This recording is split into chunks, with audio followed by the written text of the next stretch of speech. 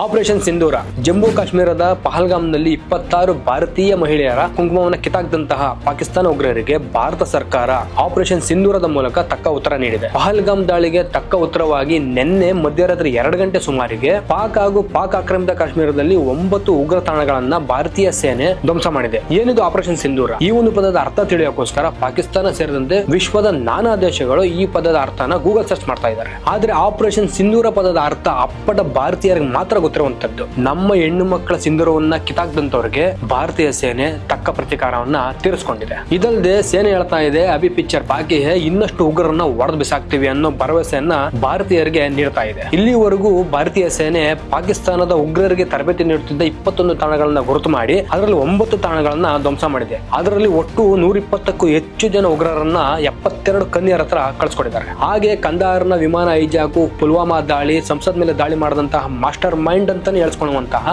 Jaish A ಉಗ್ರ ಸಂಘಟನೆಯ ಮುಖ್ಯಸ್ಥ ಮಸೂದರ ಕುಟುಂಬಕ್ಕೆ ಸೇರಿದಂತಹ 14 ಜನರನ್ನ ನರಕಕ್ಕೆ ಪಾರ್ಸಲ್ ಮಾಡಿದೆ ಭಾರತೀಯ ಸೇನೆ. ಎಷ್ಟೋ ಜನ ಭಾರತೀಯರು ನಾನಾ ಪ್ರಶ್ನೆಗಳನ್ನ ಹಾಕ್ತಾರೆ. ನಮ್ಮ ದೇಶದಲ್ಲಿ ಪಾಪ್ಕಾರ್ನ್ ಬೆಲೆ 18% GST ಹಾಕ್ಬಿಟ್ರು, ಪೆಟ್ರೋಲ್ ಬೆಲೆ 2 ರೂಪಾಯಿ ರೈಸ್ ಮಾಡ್ಬಿಟ್ರು, ಈ ದುಡ್ಡಲ್ಲಿ ಎಲ್ಲಿ ಹೋಗ್ತಿದೆ? ಸಾಕಷ್ಟು ಪ್ರಶ್ನೆ ಮಾಡ್ತಾರೆ. ಇವಾಗ ಅವ್ರು ಅರ್ಥ ಮಾಡ್ಕೊಬೇಕು, ಅವ್ರು ಕಟ್ಟದಂತಹ ತೆರಿಗೆ ದುಡ್ಡುಗಳು ಎಲ್ಲಿ ಹೋಗ್ತಾ ಇದೆ ಅಂತ. ದೇಶದ ಭದ್ರತೆಗೆ ಮತ್ತು ರಕ್ಷಣೆಗೋಸ್ಕರ ನಾವು ನಮ್ಮ ತೆರಿಗೆ ದುಡ್ಡನ್ನ ಕಟ್ತಾ ಇದೀವಿ. ನಾವು ಕಟ್ಟಿದಂತ ತೆರಿಗೆ ಇವತ್ತು ನಮ್ಮ ದೇಶನ ಕಾಯ್ತಾ ಇದೆ.